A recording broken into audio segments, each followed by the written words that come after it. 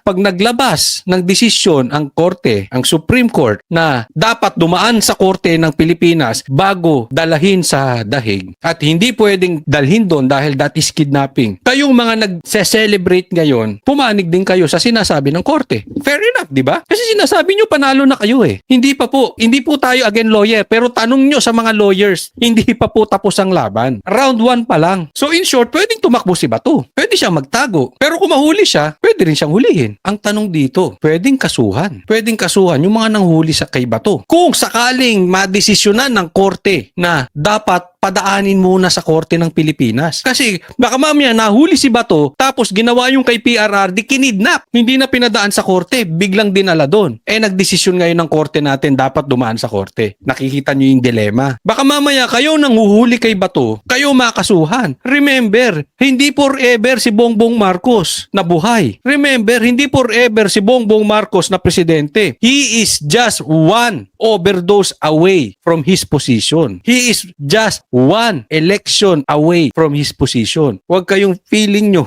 Diyos yan si Bongbong na hindi kayo poproteksyonan kayo. Baka mamaya mabaligtad ng sitwasyon, kayo nang hinuhuli ni Bato.